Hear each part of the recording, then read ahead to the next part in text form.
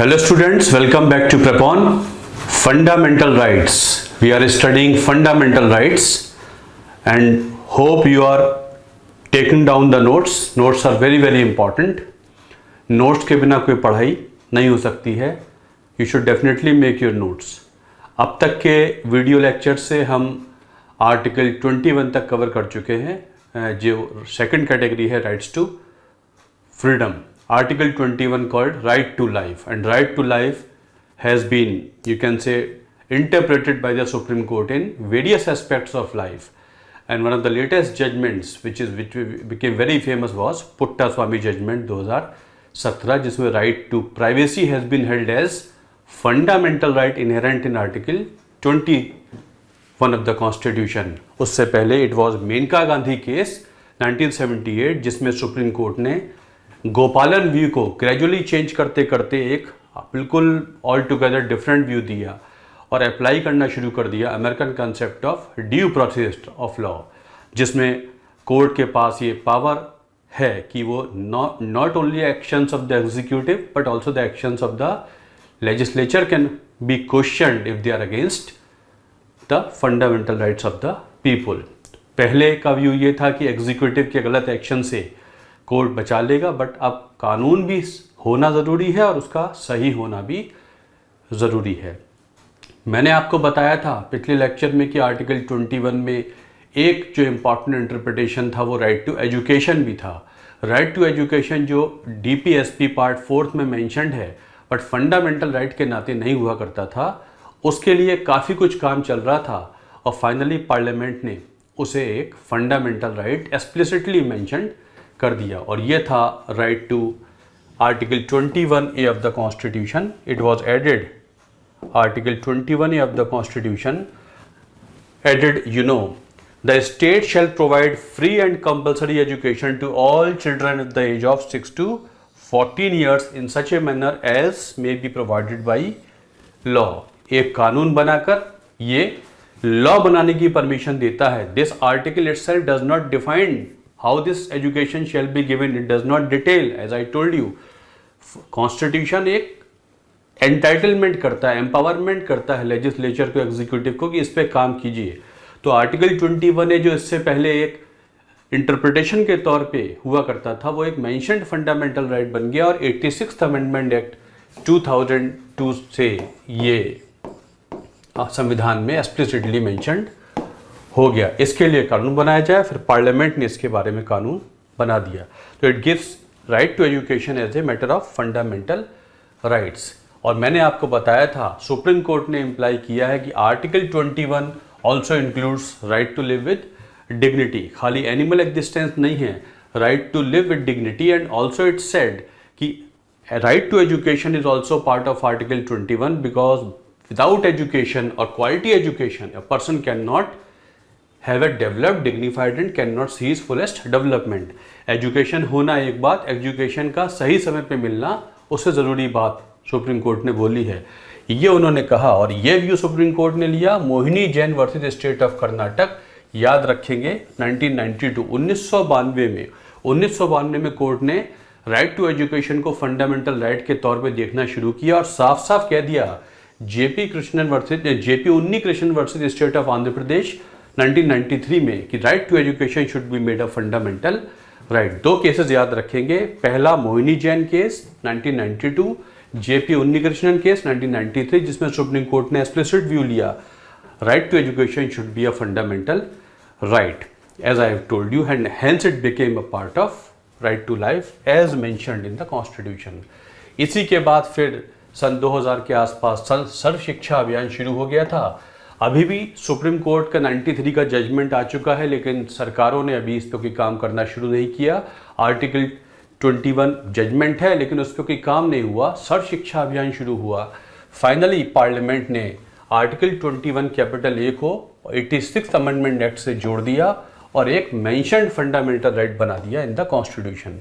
और उसके बाद 2002 में होने के बाद फिर पार्लियामेंट को 7 साल लगे जब पार्लियामेंट ने right to education act pass किया. As I told you article 21 ने बोला है लॉ बनाकर बच्चों को शिक्षा दी जाए, तो वो कानून बन गया जिसको हम राइट टू एजुकेशन एक्ट कह देते हैं, right of children to free and compulsory education act 2009, जो 1 अप्रैल 2010 से लागू हो गया।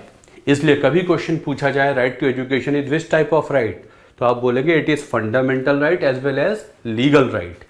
ये लीगल राइट इसलिए भी है क्योंकि ये आरटीई एक एक्ट है, उससे भी मिलता है। आर्टिकल 21 कैपिटल ए में मेंशन्ड है कॉन्स्टिट्यूशन में, उससे भी मिल जाता है। 1 अप्रैल 2010 से ये लागू हो गया और बच्चों को शिक्षा दी जाए, इसमें बहुत सारे प्रावधान हैं जिससे बच्चों की शिक्षा में बढ़ोतरी ही हुई है। बहुत सारी इश्यूज भी रह जाती हैं कि एजुकेशन के मामले में भारत काफ़ी पीछे है, हमारा देश काफ़ी पीछे है।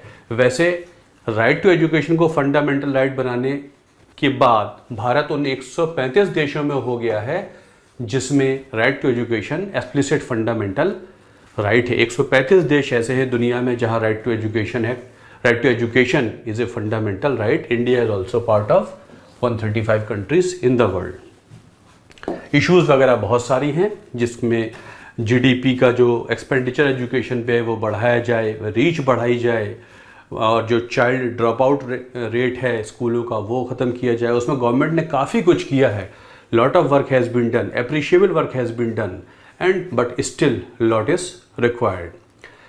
तो this was article 21A right to education. और right to privacy Puttaswamy case 2017, जिसमें यह कहा right to privacy fundamental right है, लेकिन राइट टू प्राइवेसी के भी बहुत सारे कोनोटेशंस हो सकते हैं। Right to choice, right to food, right to dress, right to marry the person of choice, and good number of inherent rights are also understood to be there in the right to privacy. Right to be forgotten, बहुत से European देशों में ये right to be forgotten होता है, India में अभी right to be forgotten नहीं है। इसका मतलब ये है कि मैं डिमांड कर सकता हूँ सोशल मीडिया से, गूगल से बोल सकता हूँ मेरा जितना डेटा सोशल मीडिया पे है या गूगल पे है उसे हटा दिया जाए, ऐसा डिमांड कर सकता हूँ। But right to be forgotten अभी इंडिया में डेवलप्ड नहीं है, अभी ये यहाँ पर लागू नहीं हुआ है। But it is also part of right to privacy, right to be forgotten, right to be left free. तो this was something about article 21। So 2-4 बातें याद रखनी है। AK गोपालन केस जिसमें गवर्नमेंट ने नैरो व्यू लिया, मेनका गांधी केस जिसमें ड्यू प्रोसेस ऑफ लॉ पे काम होना शुरू हुआ, थ्योरी ऑफ नेचुरल जस्टिस पे काम हुआ। थ्योरी ऑफ नेचुरल जस्टिस का एक सिंपल स्टेटमेंट याद रखिए, वो ये कहती है कि no person should be punished unheard, किसी को बिना सुने सजा ना हो, किसी को बिना सुने सजा ना हो, सजा से पहले उसको सुनने का मौका ज़रूर दिया जाए। और आर्टिकल 21 में इनहेरेंट है कि राइट टू लाइफ का मतलब है किसी को बिना सुने सजा नहीं दी जाए। Right to natural justice is a part of this particular thing. इसलिए हर व्यक्ति को भारत में, चाहे वो नागरिक हो या गैर नागरिक हो, उसे पूरा अधिकार है कि वो सुप्रीम कोर्ट तक जाकर अपना केस लड़ सकता है। जब तक कोर्ट ना कह दे कि ये व्यक्ति गलत है तब तक उसको सज़ा नहीं होगी। उसके बाद भी फिर एक पार्डन का मौका भी राष्ट्रपति के पास हुआ करता है। But that is not part of, you can say, judicial system, that is an executive action. वो जुडिशियल एक्शन क्यों नहीं है, एग्जीक्यूटिव एक्शन क्यों है, ये हम इस पर्टिकुलर जो कोर्स हम कैरी कर रहे हैं उसमें तो हम नहीं ले सकते। It is a big matter for discussion. चलिए अगला आर्टिकल देखते हैं, article 22 safeguards in case of arrest and detention. Article एक बात है, आर्टिकल का नंबर एक बात है, आर्टिकल के जरिए हम समझते हैं पर्टिकुलर टॉपिक को। तो आर्टिकल याद हो या ना हो, उसका सब्सटेंस याद होना चाहिए। मतलब संविधान ये कहता है कि इवन इफ मान लिया जाए कि आपसे गलती हुई है, इवन इफ आपसे क्राइम हो जाए, गलतियां हो जाए, इसके बावजूद भी आपके पास कुछ फंडामेंटल राइट्स हैं। जो व्यक्ति सही है उसके पास तो है, जो व्यक्ति गलत भी हो चुका है इसका मतलब ये नहीं है उसके फंडामेंटल राइट खत्म हो गए हैं ऑल टुगेदर। सुप्रीम कोर्ट ने कई जजमेंट्स में कहा the fundamental rights do not stop at the gate of the jails. Prisons और जेल्स के गेट पे फंडामेंटल राइट्स खत्म नहीं हो जाते, जेलों के अंदर भी लोगों के पास फंडामेंटल राइट्स होते हैं। तो ये बहुत ब्रॉड व्यू है। तो संविधान ने भी कहा कि आर्टिकल 22 में उनके लिए है कि अगर आपको अरेस्ट किया गया है, डिटेन किया गया है, आपसे गलती हुई है, आपको पनिशमेंट मिला है या उससे पहले, तो आपके कुछ फंडामेंटल राइट्स हैं। और आपको बहुत आसानी से ये बात पता भी है कि डिटेनमेंट 2 तरीके के होते हैं। प्यूनिटिव होता है, प्यूनिटिव का होता है कि आपने कोई क्राइम कर दिया है और आपका क्राइम बाकायदा कन्विक्शन में कन्वर्ट हो गया है, आपके खिलाफ बाकायदा जजमेंट आ गया है, जजमेंट ने आपको पनिशमेंट दिया है। You are inside the jail because the case against you has been proven against you with the presentation of evidence by the state, and the court is convinced that yes, you did the wrong thing and you are under jail for the crime you have done, which has been proven in the court of law, and you are serving the sentence that is called punitive detention. As a matter of punishment, you are under the jail. One thing. Preventive detention का मतलब होता है कि आपने कुछ किया नहीं है, लेकिन यह अंदेशा है, अंदाजा है कि यदि आप या आप जैसे लोगों को बाहर छोड़ दिया जाए तो कुछ गलत हो जाएगा। ऐसे हालात उभरते आ रहे हैं कि ऐसे में कुछ लोगों को बाहर छोड़ दिया जाए तो वो गलत कर सकते। इसलिए समय से पहले, इससे पहले कि fundamental rights of many are violated, let us violate the fundamental rights of few. इसलिए प्रिवेंटिव डिटेंशन का मतलब है इससे पहले कि क्राइम हो, उससे पहले ही कुछ लोगों को डिटेन कर लें ताकि वो ज़्यादा और हालात ख़राब ना कर दे। यूजुअली जो बैड एलिमेंट्स होते हैं शहर के, इलाके के, या ऐसे बहुत सारे केसेस हो सकते हैं जहाँ पर कुछ लोगों को समय से पहले अरेस्ट किया जा सकता है, डिटेन कर लेते हैं, क्योंकि ऐसा देखा गया है कि जब हालात बिगड़ते हैं तो ऐसे लोग तुरंत एक्टिव होकर हालातों को और बिगाड़ने में मदद करते हैं। तो ये भी संविधान ने अधिकार दिया है स्टेट को कि ठीक है, आप in the interest of the security of the state, सबसे हाईएस्ट उद्देश्य हो गया आपका, या in the interest of the society as a whole, आप कुछ लोगों को डिटेन कर सकते हैं, लेकिन जब भी डिटेन करेंगे स्टिल उनके पास कुछ फंडामेंटल राइट्स हुआ करते हैं। तो आर्टिकल 22 ये बताता है कि जो डिटेनमेंट में लोग हैं उनके पास क्या क्या राइट्स हुआ करते हैं, और as a matter of fundamental right. पहले तो यह है कि व्यक्ति को जानने का अधिकार है उसे किस आधार पर अरेस्ट किया गया है, उसे जानने का अधिकार है उसे क्यों अरेस्ट किया जा रहा है। Right to consult a defended by a lawyer, it is part of theory of natural justice. मैंने अभी आपको बताया था, बिना सुने किसी को सजा नहीं हो सकती। हर व्यक्ति का फंडामेंटल राइट है कि उसको सुनेंगे और उसे एक वकील द्वारा कोर्ट में अपने आप को रिप्रेजेंट करने की पूरी पूरी आज़ादी है। Not as a matter of a civil right और simple right, as a matter of what, fundamental right. उसे आपने अरेस्ट तो कर लिया है, लेकिन आप वकील द्वारा उसे पूरा अधिकार है कि उसे सुना जाए। मतलब ये इन जनरल बात कर रहे हैं हम, preventive detention as a whole की बात नहीं कर रहे हैं, इन जनरल बात कर रहे हैं, आर्टिकल 22 में बात कर रहे हैं। और right to be produce before the nearest magistrate within 24 hours of arrest. आपको अरेस्ट किया गया है तो आपको नियरेस्ट मजिस्ट्रेट के सामने 24 घंटे में अरेस्ट करना लाजमी है, ज़रूरी है, संविधान के तौर पे, किसी कानून के तौर पे नहीं, संविधान के तौर पे है ये। इसी के हिसाब से फिर कानून बना और आईपीसी की धाराएं बनी हैं कि जो नियरेस्ट मजिस्ट्रेट है उसके सामने आपको पेश किया जाएगा, ताकि आपकी जुडिशियल रिमांड, आपकी पुलिस रिमांड जुडिशियल रिमांड में कन्वर्ट हो जाए। पुलिस रिमांड कितनी देर की हो सकती है? मैक्सिमम 24 घंटे की। Police remand as per constitution 24 घंटे की हो सकती है। आजकल ऐसे क्वेश्चन यूपीएससी में आने लगे हैं, इस साल आए थे 2021 में। तो पुलिस रिमांड मैक्सिमम 24 घंटे की हो सकती है। 24 घंटे के अंदर पुलिस को जुडिशियल रिमांड को मजिस्ट्रेट से ओके कराना पड़ता है। कई बार आपने सुना होगा, देखा होगा कि रात बेरात पहुंचते हैं, और ये जो टाइम है ये उस समय से शुरू होता है जिस समय से एफआईआर में मेंशन किया जाता है कि अरेस्ट किया गया। इसलिए एफआईआर में टाइम ऑफ अरेस्ट मेंशन करना भी ज़रूरी होता है। वहीं से 24 घंटे शुरू हो जाते हैं। हाँ, time of travel, time of holidays वगैरह है, टाइम ऑफ ट्रैवल वगैरह है, वो 24 घंटे निकालने में काउंट नहीं किया जाता। मतलब 24 घंटे से ज़्यादा पुलिस अपनी कस्टडी में व्यक्ति को बिना जुडिशियल रिमांड लिए नहीं रख सकती। आप सुनते रहते हैं, अखबार में पढ़ते रहते हैं कि जज ने 14 दिन की जुडिशियल रिमांड में व्यक्ति को भेज दिया है। अब उसके बाद पुलिस इन्वेस्टिगेशन शुरू करेगी, उस व्यक्ति से पूछताछ करेगी, जेल से ले आएगी, क्राइम की जगह ले जाएगी, etcetera etcetera. But judicial remand में ऐसा हो सकता है, इसलिए थाने में रखना है, हवालात में रखना है तो 24 घंटे से ज़्यादा पॉसिबल नहीं है। अगर ऐसा हुआ है तो आर्टिकल 22 वायलेट हो जाता है, मतलब ये आपका फंडामेंटल राइट है। However in the case of preventive detention preventive detention.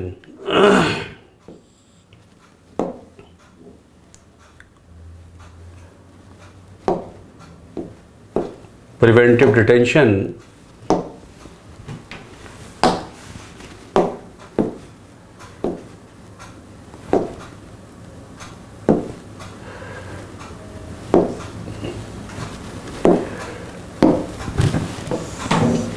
means the detention of before the actual occurrence. ये मैं आपको बता चुका हूँ। अगर आपको प्रिवेंटिव डिटेंशन में अरेस्ट किया गया है तो 3 महीने से ज़्यादा यदि यह है पीरियड, तो फिर आपको एक एडवाइजरी बोर्ड होगा जिसमें जजेस होंगे हाई कोर्ट के, वो देखेंगे कि आपका प्रिवेंटिव डिटेंशन 3 महीने से आगे जाए या ना जाए।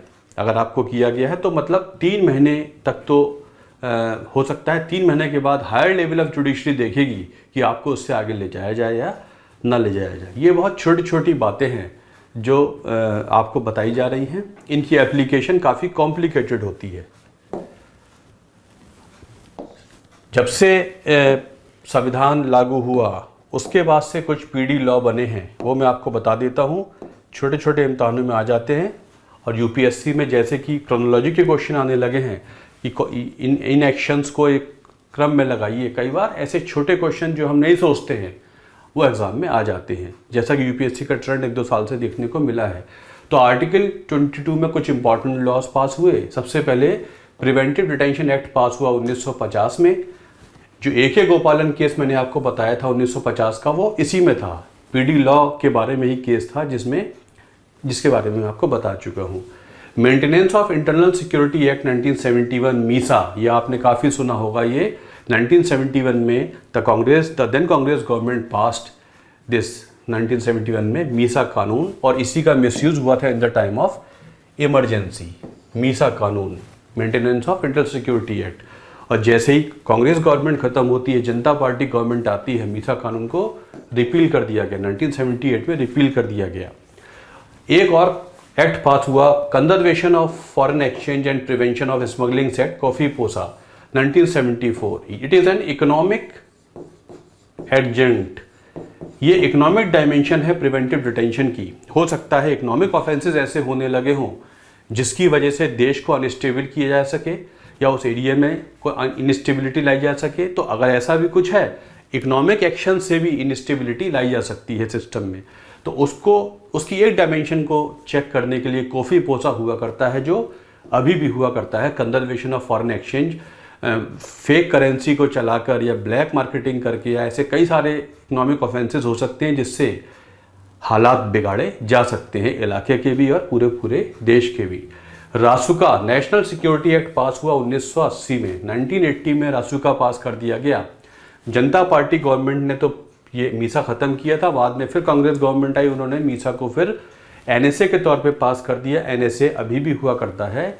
उधर पंजाब में जब प्रॉब्लम चल रही थी, पंजाब डिस्टर्बेंसेस थे 80s में, तो फिर टाडा पास हुआ था 1985 में in the time of Rajiv Gandhi government. ये छोटी छोटी बातें याद रखिएगा। It was in the time of government of Rajiv Gandhi that TADA was passed when Punjab was undergoing lot of turmoil.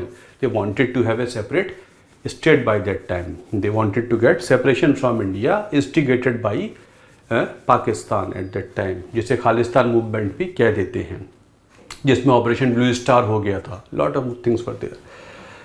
बाद में इसको 1995 में रिपील कर दिया गया। कन्विक्शन रेट काफ़ी कम था। प्रिवेंटिव डिटेंशन लॉ था टाडा, इसको ख़त्म कर दिया गया, रिपील कर दिया। उसके बाद पोटा पास हुआ, प्रिवेंशन ऑफ टेररिज्म एक्ट 2002, ये पास हो गया। दिसंबर 2001 में पार्लियामेंट पर अटैक हुआ था, आपको याद होगा, 13 दिसंबर 2001 में। उसके बाद फिर उस समय की सरकार, अटल बिहारी वाजपेयी गवर्नमेंट ने पोटा पास किया था और फिर ये रिपील हो गया। 2004 में रिपील हो गया। एक और एक्ट हुआ करता है, अनलॉफुल एक्टिविटीज़ प्रिवेंशन एक्ट 1967 में पास हुआ था। इसमें हाल फिलहाल में चेंज हुआ है, UAPA। ये बहुत चर्चा में रहता है। टाडा पोटा तो अब नहीं है, लेकिन UAPA होता है। टेक्निकली देखा जाए तो UAPA आर्टिकल 22 में टेक्निकली डिफाइन नहीं हो पाता है, बट ये है एग्जैक्टली वैसा ही, बट टेक्निकलिटीज में हम नहीं जाते हैं। UAPA या unlawful activities prevention act 1967 amended in 2019, ये कहता है कि अंडर द एक्ट चेंजेस क्या हुए हैं, the state will assume the right to declare individual as a terrorist. पहले क्या था, इस चेंज से पहले संस्थाओं को ही आतंकवादी संस्था घोषित कर सकते थे। Individual could not be you can say could be designated assumed as a declared as a terrorist। अब व्यक्ति को भी आतंकवादी घोषित करने का अधिकार इस कानून में दे दिया गया है। मतलब दूसरा ये पहले ऑर्गेनाइजेशंस को ही किया जाता है, ये मैं आपको बता चुका हूँ। दूसरा ये the director general of national investigating agency, ये NIA फॉर्म हुई थी 2008 में, जब बॉम्बे पे अटैक हुआ था, जब पाकिस्तान से आतंकवादी आए थे जिसमें कसब पकड़ा गया था, तब ये नेशनल इन्वेस्टिगेटिंग एजेंसी बनी थी। नाउ जो इसका डायरेक्टर जनरल है उसे एम्पावर किया गया है to allow seizure of property of the said terrorist. वो जो आतंकवादी हैं या वो संस्थाएं हैं, उनके आतंकवादी के जो प्रॉपर्टी है उसे सीज कर सकते हैं, उसके बैंक अकाउंट सीज कर सकते हैं, उसकी जो अदर प्रॉपर्टी है सीज कर सकते हैं। और वैसे ये यूनियन स्टेट्स के बीच में एक कन्फ्लिक्ट भी पैदा कर देता है कि ये सारे काम स्टेट पुलिस भी कर सकती है, बट NIA एक सेंट्रल संस्था है, उसे पूरा अधिकार है, कहीं भी उसे लगता है कि आतंकवादी गतिविधियां हैं वो सीधे जाकर एक्शन ले सकता है।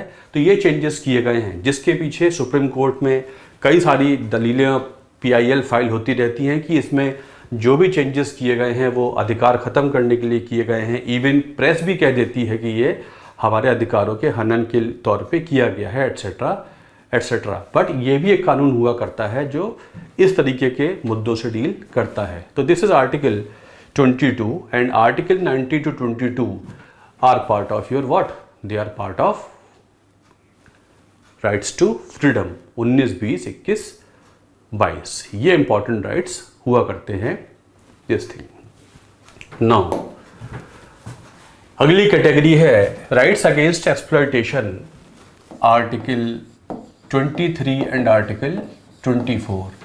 राइट्स अगेंस्ट एक्सप्लॉयटेशन, अब ये अगली कैटेगरी आती है एक्सप्लॉयटेशन ना हो। अंग्रेज़ों के समय, उस समय के हालात, ऐसे बहुत सारे मुद्दे मिल जाते हैं ड्यूरिंग फ्रीडम स्ट्रगल जिसमें Indians were subjected to exploitation in all the aspects of their life. संविधान निर्माताओं ने ओब्वियसली संविधान में वही प्रतिबिंब दिखा जिन चीज़ों के लिए हमारे फ्रीडम फाइटर्स लड़ते रहे थे। उसमें एक मुद्दा ये भी था, इस मुद्दे को बाकायदा संविधान में लिया गया, एक्सप्लॉयटेशन ना हो, और दो मुद्दों को उसमें ख़ास तौर पे जगह दी गई जिससे डिफरेंट एस्पेक्ट को देखेंगे तो सभी मुद्दे कवर हो जाते हैं। एक तो ये कि बंधुआ मजदूरी ना हो, जो कि अंग्रेज़ों ने आसाम के टी गार्डन्स में, हिली एरियाज़ में लोगों से कराई थी, और लगभग उनका रूल का पूरा ही करेक्टर ये था कि फोर्स लेबर कराई जाती थी। एक तो बंधुआ मजदूरी ना हो, और दूसरा आर्टिकल 24 ये कहता है कि बच्चों बाल श्रम खत्म किया जाए। तो इन दो मुद्दों को लिया गया है आर्टिकल इस राइट अगेंस्ट एक्सप्लॉयटेशन में। तो इसको देख लेते हैं। Article 23 it prohibits, article 23 prohibits traffic in human beings and begar और any kind of force labour. Article 23 prohibits, ये प्रतिबंधित करता है, प्रतिबंध लगाता है, रोकता है दो चीज़ों को। ट्रैफिक इन ह्यूमन बींग्स का मतलब है human beings can be bought और सोल्ड लाइक कमोडिटीज। इंसान को चीज़ों के जैसे, कमोडिटीज के जैसे, वस्तुओं के जैसे खरीदा बेचा नहीं जा सकता। Traffic in human beings means चाहे वो मकसद बिजनेस पॉइंट ऑफ व्यू से हो, या यहाँ पर जो इमोरल ट्रैफिकिंग होती है, सेक्सुअल एक्सप्लॉयटेशन होता है, बच्चों का हो या महिलाओं का हो, वो भी यहाँ कवर हो सकता है। तो महिलाओं, इंसान की खरीद फरोख्त नहीं हो सकती है, ये सीधे स्ट्रेट अवे बैन किया जाता है। और बेगार, बेगार का मतलब होता है one is compelled to work with money, without money, और even with less amount of money. किसी भी तरीके से किसी से ज़बरदस्ती काम नहीं करा सकते। Article 23 is the basis of framing bonded laws regarding bonded labour in the country. जो बंधुआ मजदूरी है, चाहे उसकी कोई प्रकार हो, चाहे वो मजदूर हो या किसी और प्रकार की हो, वाइट कॉलर जॉब्स में भी बॉन्डेड लेबर हो सकती है, किसी प्रकार की बॉन्डेड लेबर या आर्टिकल स्ट्रेट अवे बैन करता है। और इसी में एक bonded labour system abolition act 1976 पास हुआ है। लेकिन इस बॉन्डेड लेबर की जब हम बात करते हैं तो हम कुछ एक्सेप्शंस रख लेते हैं। However state can make necessary for the people to work for the society. यहाँ पर ये एक्सेप्शन है कि अगर कोई work society as a whole के लिए बेनिफिशियल है तो स्टेट आपको मजबूर कर सकती है, आपको फोर्स कर सकती है कि आपको वो काम करना पड़ेगा, क्योंकि यहाँ पर सोसाइटी एज ए होल की बात हो रही है। मतलब अगर इलेक्शन ड्यूटी है, इलेक्शन ड्यूटी में कोई एक्सक्यूज़ नहीं ले सकता, सोसाइटी एज ए होल की बात हो रही है।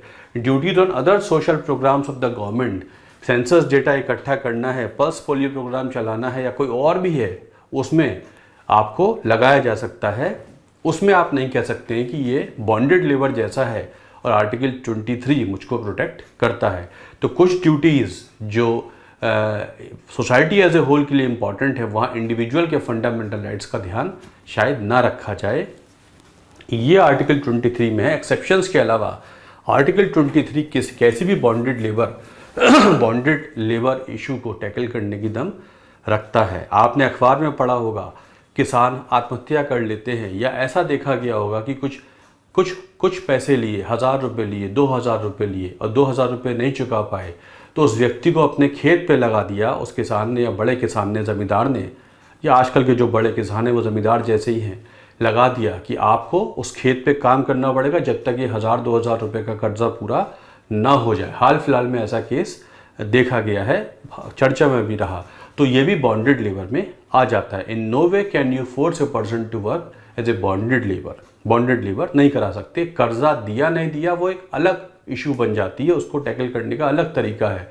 उसके बदले आप काम ज़बरदस्ती करा लें, वो संभव नहीं है। तो ये आर्टिकल 23 एक्सप्लॉयटेशन, ह्यूमन बीइंग की exploitation in different aspects of life को बैन करने की क्षमता रखता है।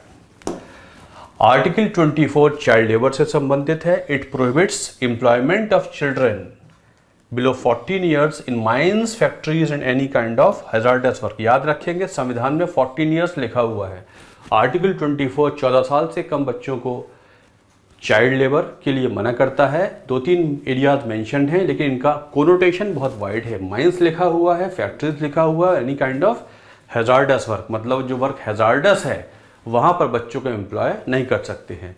चाइल्ड लेबर पे आपको यदि याद हो तो चाइल्ड लेबर पर फ्रीडम स्ट्रगल में अगर हम बात करें तो it was Ripon, viceroy Ripon first factory act pass किया था जब, ये पहला एक लीगल स्टेप था भारत में जब चाइल्ड लेबर को बैन करने की बात की गई थी। 1881 में ये पहला कानून पास हुआ था। टेक्सटाइल इंडस्ट्री बहुत बड़ी इंडस्ट्री हुआ करती थी और जो मशीनें बनती थी उनमें धागे फंस जाते थे और बच्चों के छोटे हाथ इस पतली उंगलियां हुआ करती थी और वो जाकर उस मशीन से धागे निकाला करते थे। ये इशू थी, उस इशू को टैकल किया था और उस समय पहली बार चाइल्ड लेबर के खिलाफ रिपन ने कानून बनाया था। चाइल्ड लेबर की इशू भारत में उस समय 1881 में भी होती थी और 2022 में भी बाकायदा हुआ करती है। वैसे काफ़ी इम्प्रूवमेंट हुआ है।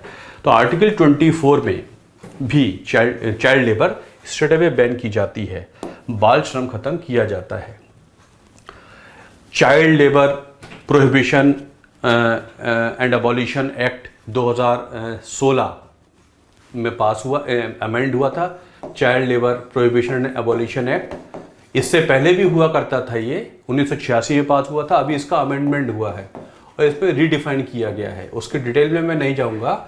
बहुत सारी बातें इसमें अलाउ की गई हैं कि वैसे बच्चे काम नहीं करेंगे लेकिन फैमिली बिजनेस वगैरह है उसमें काम कर सकते हैं। स्कूल आवर्स के बाद आकर फैमिली बिजनेस में काम कर सकते हैं। अब फैमिली बिजनेस कैसे पता लगाई जाए, कैसे पता लगाया जाए कि फैमिली बिजनेस में काम हो रहा है नहीं हो रहा है, ये बड़ा मुश्किल है। इसका कोई डेटा भी पार्लियामेंट के पास नहीं है। आज ही पार्लियामेंट में ये प्रश्न पूछा गया, आज मतलब आज ये पार्लियामेंट में प्रश्न पूछा गया और नहीं बता पाए कि जो मिनिस्टर कंसर्न है वो नहीं बता पाए कि वो डेटा कितना है। कोई बहुत कॉन्क्रीट डेटा इस पर उपलब्ध नहीं है। तो ये मिसयूज़ हो सकता है, इसके खिलाफ भी PIL वगैरह आई है। तो ये child labour prohibition and abolition act 2016 है जिसमें और इसको कड़ा बनाया गया। लेकिन जो बच्चे, क्योंकि फैमिलीज़ काफ़ी ऐसी हैं जहाँ बच्चे सपोर्ट करेंगे तो फैमिलीज़ चलती हैं, बट शिक्षा के साथ साथ सिर्फ चाइल्ड लेबर नहीं करेंगे, वो फैमिली को सपोर्ट में काम स्कूल आवर्स के बाद कर सकते हैं।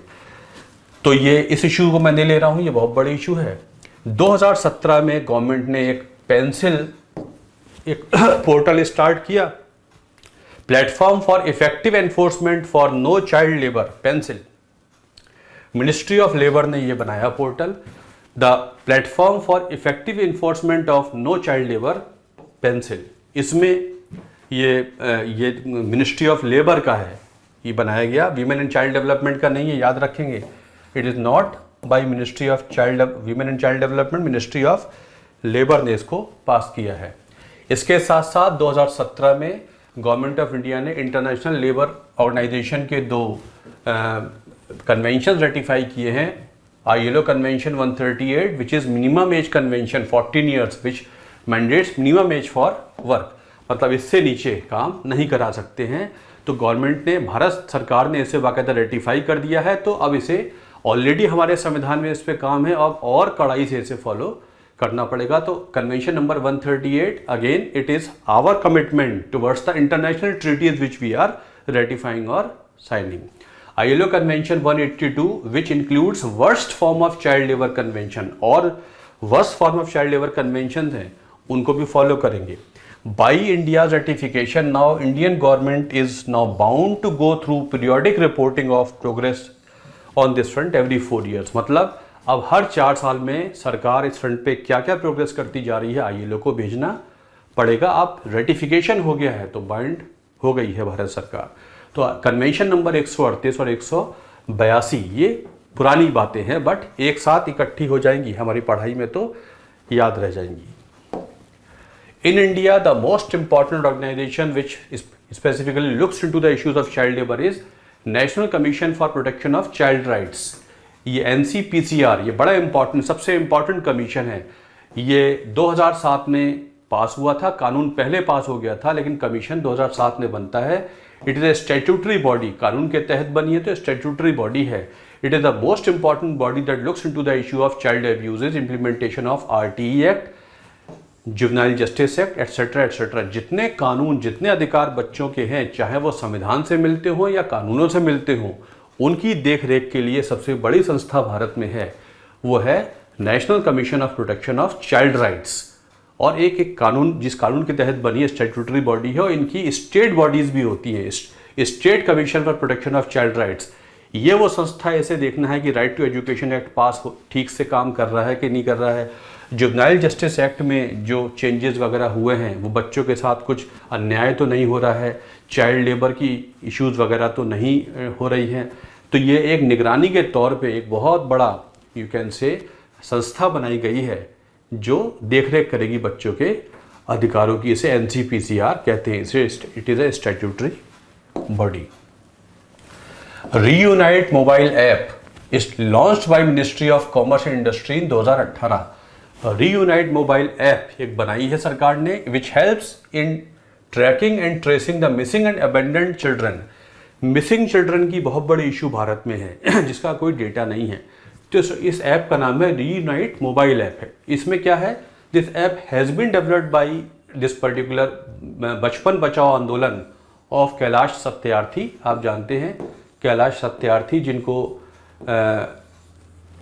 नोबेल मिला था, कैलाश सत्यार्थी, उनका ये, और केप जेमिनी, इन दोनों ने मिलकर बनाई है। This app is multi user where parents and children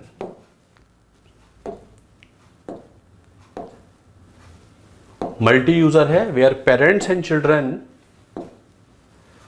parents and citizens can upload pictures of children and provide detailed description like name, birthmark, address, report to the police station. Police station बच्चों से संबंधित जितने details हैं उनको बता सकते हैं। इन बच्चों को ढूंढने में मदद करती है। इस ऐप का नाम है रीयूनाइट ऐप, बनाई है ministry of commerce and industry ने। तो ये वो एक्शंस हैं जो हाल फिलहाल में लिए गए हैं, जो बच्चों को चाइल्ड लेबर या चाइल्ड से संबंधित इश्यूज में ख़त्म करने में मदद करते हैं। तो national commission for protection of child rights pencil platform है, और नेशनल चाइल्ड लेबर प्रोटेक्शन एक स्कीम चल रही है। नेशनल चाइल्ड लेबर प्रोटेक्शन, उससे संबंधित एक स्कीम, बहुत बड़ी योजना चल रही है। बहुत सी चीज़ें नहीं ले सकता मैं इस छोटे से कोर्स में, तो good number of things are there in child labour. तो ये कुछ चीज़ें हैं जो मैंने आपको बताई। So this is about article 24 of the constitution, and this is the rights against exploitation, rights against exploitation. So this way we cover third category, rights to equality, rights to freedom and rights rights to freedom and rights against exploitation. अगले video lecture में हम बात करेंगे freedom of religion पर, जो बहुत चर्चा में है आजकल। बहुत सारे इश्यूज हैं, उस पर डेफिनेटली क्वेश्चंस किसी ना किसी तरीके से आएंगे। तो अगले लेक्चर में we will discuss what freedom of religion, article 25 to 28। ठीक है। अगेन एक अनाउंसमेंट है, 20 तारीख से हम शुरू करने जा रहे हैं प्रीलिम्स टेस्ट सीरीज, जिसके बारे में आपको वीडियो में नीचे इंफॉर्मेशन आती रहती है। वो ऑनलाइन टेस्ट सीरीज है, 599 रुपीज़ की है, आप उसे बाई कर सकते हैं। उसके बारे में हम एक वीडियो रिलीज़ कर देंगे, ऐड आपको मिल जाएगा, आप उसे ज्वाइन कर सकते हैं। 10 फुल लेंथ टेस्ट हैं उसमें, पूरी जीएस पे, हिस्ट्री है, पॉलिटी है, ज्योग्राफी है, इकोनॉमी है, साइंस एंड टेक है, करंट अफेयर्स है, इन्वायरमेंट है, जितनी इश्यूज होती हैं सबके अच्छे क्वेश्चंस बनाए गए हैं आपको हेल्प करने के लिए। जितने एग्जाम्स हैं उनमें आपको ये हेल्प करेगी। ऑनलाइन ये है जिसमें आप हर तरीके से अपने आप को जज कर सकते हैं। डिटेल्ड एक्सप्लेनेशंस भी हैं, डेटा, स्टैटिस्टिकल डेटा भी मिलेगा आपको, एवरीथिंग इज़ देयर। उसके बारे में जल्दी मैं आपको एक फॉर्मल तौर पे बताने वाला हूँ, इस वीडियो के माध्यम से भी बता रहा हूँ। चलिए, thanks a lot, keep on working very very hard, and one very important thing, no study is complete and no preparation is initiated unless you are framing your notes। जब तक कॉपी में नोट्स नहीं लिखे जाएंगे तब तक कोई तैयारी शुरू नहीं होती है। ये बेसिक फंडामेंटल है और यही सबसे इम्पॉर्टेंट है। Thanks a lot for watching this video. Thank you.